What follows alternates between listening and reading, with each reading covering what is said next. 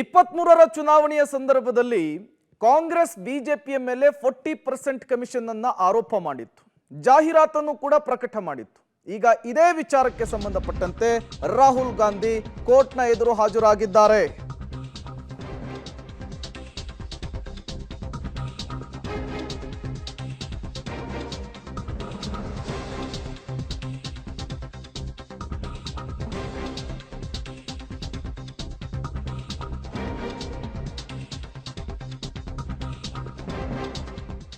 ಚುನಾವಣೆ ವೇಳೆ 40% ಕಮಿಷನ್ ಆರೋಪ.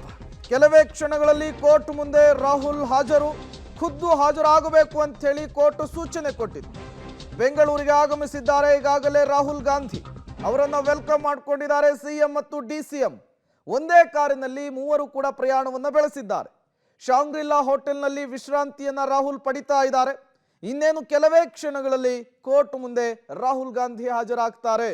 ಇದೇ ಪ್ರಕರಣದಲ್ಲಿ ಸಿಎಂ ಮತ್ತು ಡಿಸಿಎಂಗಳಿಗೆ ಡಿಸಿಎಂ ಡಿ.ಕೆ. ಶಿವಕುಮಾರ್ ಮತ್ತು ಸಿಎಂ ಸಿದ್ದರಾಮಯ್ಯ ಅವರಿಗೆ ಈಗಾಗಲೇ ಬೇಲ್ ಸಿಕ್ಕಿತ್ತು. ಈಗ ಇದೇ ಪ್ರಕರಣದಲ್ಲಿ ರಾಹುಲ್ ಗಾಂಧಿ ಹೆಸರನ್ನು ಕೂಡ ಬಿಜೆಪಿ ಉಲ್ಲೇಖಿಸಿತ್ತು. ಅವರು ಈಗ ಕೋರ್ಟ್ನ ಎದುರು ಹಾಜರಾಗ್ತಾ ಇರುವಂಥದ್ದು. ಅದಕ್ಕೆ ಕೆಲವೇ ಕ್ಷಣಗಳು ಬಾಕಿ ಇರುವಂಥದ್ದು. ಹಲವು ಜಾಹೀರಾತುಗಳನ್ನು ಪ್ರಕಟಿಸಿತ್ತು ಬಿಜೆಪಿಯ ವಿರುದ್ಧ ಕಾಂಗ್ರೆಸ್. ಅದರಲ್ಲಿ ಈ ಪೇ ಸಿಎಂ ಜೊತೆಗೆ 40% ಕಮಿಷನ್ ಆರೋಪ, ಹೀಗೆ ಸಾಲು ಸಾಲು ಜಾಹೀರಾತು. ಆ ವಿಚಾರಕ್ಕೆ ಸಂಬಂಧಪಟ್ಟಂತೆ ಈಗ ದೂರು ಕೂಡ ದಾಖಲಾಗಿತ್ತು. ಮಾನನಷ್ಟ ಮೊಕದ್ದಮೆಯನ್ನ ಬಿಜೆಪಿ ನಾಯಕರುಗಳು ಹೂಡಿದ್ರು. ಅದೇ ಪ್ರಕರಣಕ್ಕೆ ಸಂಬಂಧಪಟ್ಟಂತೆ ಸಿಎಂ ಸಿದ್ದರಾಮಯ್ಯನವರು ಮತ್ತು ಡಿ.ಕೆ. ಶಿವಕುಮಾರ್ ಅವರು ಮೊನ್ನೆಯಷ್ಟೇ ಬೇಲನ್ನು ಪಡೆದಿದ್ರು. ಅವತ್ತು ವಿಚಾರಣೆಗೆ ಹಾಜರಾಗಿರಲಿಲ್ಲ, ವಿನಾಯಿತಿಯನ್ನ ಕೇಳಿದ್ರು ರಾಹುಲ್ ಗಾಂಧಿ ಅವರು. ಇವತ್ತು ಕೋರ್ಟ್ಗೆ ಹಾಜರಾಗಬೇಕು, ಖುದ್ದು ಅವರು ಕೂಡ ಇರಬೇಕು ಅಂತ ಹೇಳಿ ಕೋರ್ಟ್ ಸೂಚನೆಯನ್ನು ಕೊಟ್ಟಿತ್ತು. ಆ ಸೂಚನೆಯ ಮೇರೆಗೆ ರಾಹುಲ್ ಗಾಂಧಿ ಅವರು ಕೋರ್ಟ್ಗೆ ಹಾಜರಾಗ್ಲಿಕ್ಕೋಸ್ಕರನೇ ಬೆಂಗಳೂರಿಗೆ ಬಂದಿದ್ದಾರೆ. ಈಗಾಗಲೇ ಏರ್ಪೋರ್ಟ್ಗೆ ಬಂದಂತಹ ರಾಹುಲ್ ಗಾಂಧಿ ಅವರನ್ನ ಕಾಂಗ್ರೆಸ್ನ ನಾಯಕರುಗಳು ವೆಲ್ಕಮ್ ಮಾಡಿಕೊಂಡಿದ್ದಾರೆ. ಒಂದೇ ಕಾರ್ನಲ್ಲಿ ಸಿಎಂ, ಡಿಸಿಎಂ ಮತ್ತು ರಾಹುಲ್ ಗಾಂಧಿ ಪ್ರಯಾಣವನ್ನ ಬೆಳೆಸಿರುವಂಥದ್ದು. ಶಾಂಗ್ರಿಲಾ ಹೋಟೆಲ್ನಲ್ಲಿ ರೆಸ್ಟ್ ಅನ್ನು ಮಾಡ್ತಾ ಇದ್ದಾರೆ ರಾಹುಲ್ ಗಾಂಧಿ ಅವರು. ಮತ್ತಷ್ಟು ಡೀಟೇಲ್ಸ್ ಅನ್ನು ಕೊಡ್ತಾರೆ ನಮ್ಮ ಪ್ರತಿನಿಧಿ ನರಸಿಂಹಮೂರ್ತಿ, ನೇರ ಸಂಪರ್ಕದಲ್ಲಿ ಜಾಯಿನ್ ಆಗಿದ್ದಾರೆ. ನರಸಿಂಹಮೂರ್ತಿ, ಇವತ್ತು ಕೋರ್ಟ್ನ ಎದುರು ಜಾಹೀರಾತಿನ ವಿಚಾರಕ್ಕೆ ಸಂಬಂಧಪಟ್ಟಂತೆ ರಾಹುಲ್ ಗಾಂಧಿ ಅವರು ಹಾಜರಾಗ್ತಾ ಇದ್ದಾರೆ. ಈ ಪ್ರಕರಣದ ಹಿನ್ನೆಲೆ ಜೊತೆಗೆ ಎಷ್ಟು ಗಂಟೆಗೆ ಹಾಜರಾಗ್ತಾರೆ, ಡೀಟೇಲ್ಸ್ ಅನ್ನು ಕೊಡೋದಾದ್ರೆ? ಪ್ರೇಮ್, ಇವತ್ತು 11 ಗಂಟೆಗೆ ACMM ಕೋರ್ಟ್ 42ರ ನ್ಯಾಯಾಧೀಶರ ಮುಂದೆ ರಾಹುಲ್ ಗಾಂಧಿ ವಿಚಾರಣೆಗೆ ಹಾಜರಾಗ್ತಿದ್ದಾರೆ. ಈ ಹಿಂದೆ ಕಾಂಗ್ರೆಸ್ ಸರ್ಕಾರ ವಿರೋಧ ಪಕ್ಷದಲ್ಲಿದ್ದಂತಹ ಸಂದರ್ಭದಲ್ಲಿ ಬಿಜೆಪಿಯ ವಿರುದ್ಧ ಪೋಸ್ಟ್ ಕಾರ್ಡ್ ಅನ್ನು ಪ್ರಕಟ ಮಾಡಿತ್ತು. ಪೇ ಸಿಎಂ ಅನ್ನೋ ನಿಟ್ಟಿನಲ್ಲಿ ಒಂದಷ್ಟು ಪೋಸ್ಟ್ ಕಾರ್ಡು, ಅದರ ಜೊತೆಗೆ ಪೇ ಸಿಎಂ ಅನ್ನೋ ನಿಟ್ಟಿನಲ್ಲಿ ಪೋಸ್ಟರ್ಗಳನ್ನ ಹಂಚುವ ಕೆಲಸವನ್ನ ಮಾಡಿತ್ತು. ಈ ಸಂಬಂಧ ಬಿಜೆಪಿಯ MLC ಕೇಶವ್ ಪ್ರಸಾದ್ ಅವರು ಜನಪ್ರತಿನಿಧಿಗಳ ನ್ಯಾಯಾಲಯದಲ್ಲಿ ಮೊಕದ್ದಮೆಯನ್ನ ಹೂಡಿದ್ರು, ಮೊಕದ್ದಮೆಯನ್ನ ದಾಖಲು ಮಾಡಿದ್ರು. ಈ ಪ್ರಕರಣ ಸಂಬಂಧ ಎಲ್ರಿಗೂ ಕೂಡ ವಾರೆಂಟ್ ಅನ್ನ ಮಾನ್ಯ ನ್ಯಾಯಾಲಯ ಮಂಜೂರು ಮಾಡಿತ್ತು. ಇದೇ ತಿಂಗಳ 3ನೇ ತಾರೀಕು ಆ ವಾರೆಂಟ್ನ ವಿಚಾರಣೆಗಾಗಿ ಸಿಎಂ ಮತ್ತು ಡಿಸಿಎಂ ಖುದ್ದು ಕೋರ್ಟ್ಗೆ ಹಾಜರಾಗಿ ಬೇಲನ್ನು ಪಡ್ಕೊಂಡಿದ್ರು, ಜಾಮೀನನ್ನು ಪಡ್ಕೊಂಡಿದ್ರು. ಆದರೆ ರಾಹುಲ್ ಗಾಂಧಿಯವರ ಹಾಜರಾತಿಗಾಗಿ ವಿನಾಯಿತಿಯನ್ನು ಕೊಡಬೇಕು ಅಂತೇಳಿ ರಾಹುಲ್ ಗಾಂಧಿಯವರ ಪರ ವಕೀಲರು ಕೋರ್ಟ್ನಲ್ಲಿ ಮನವಿಯನ್ನು ಮಾಡಿಕೊಂಡ್ರು.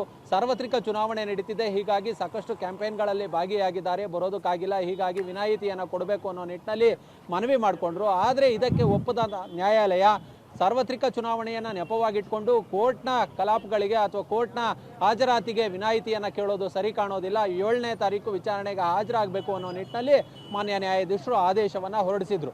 ಹೀಗಾಗಿ ಕೆಲವೇ ಗಂಟೆಗಳ ಹಿಂದೆ ಈಗಾಗಲೇ ರಾಹುಲ್ ಗಾಂಧಿ ಅಂತಾರಾಷ್ಟ್ರೀಯ ವಿಮಾನ ನಿಲ್ದಾಣಕ್ಕೆ ಬಂದಿಳಿದಿದ್ದಾರೆ. ಅವ್ರನ್ನ ಸಿಎಂ ಹಾಗೆ ಡಿಸಿಎಂ ಇಬ್ಬರು ಕೂಡ ಬರಮಾಡ್ಕೊಂಡಿದ್ದಾರೆ. ಇದೀಗ ಹೋಟೆಲ್ ಶಾಂಗ್ರಿಲಾದಲ್ಲಿ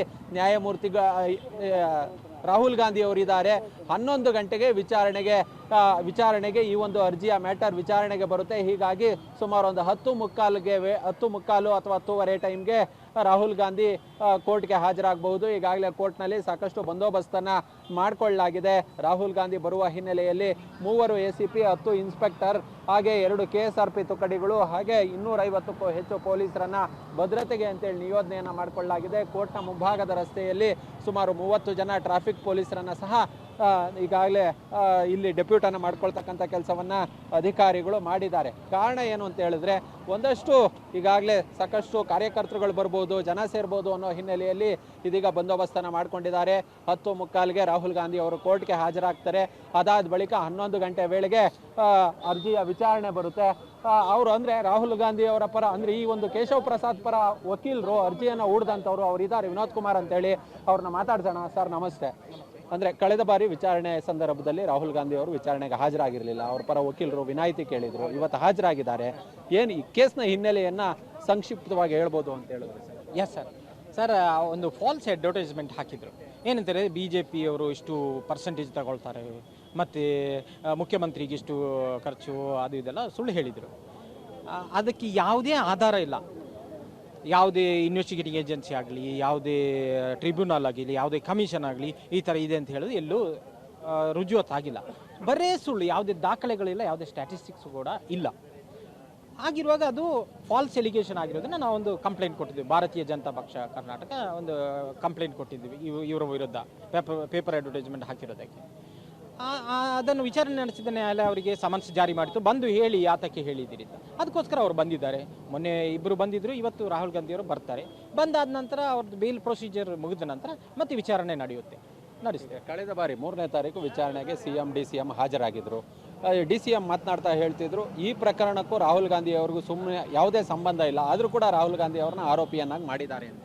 ಸರ್ ಅಲ್ಲಿ ಅಡ್ವರ್ಟೈಸ್ಮೆಂಟಲ್ಲಿ ಎಲ್ಲ ಯಾರು ಅಡ್ವರ್ಟೈಸ್ಮೆಂಟ್ ಹಾಕಿದ್ದು ಅಂತ ಹೇಳಿದ್ರಲ್ಲಿ 3 ಜನರದ್ದು 4 ಫೋಟೋ ಇದೆ.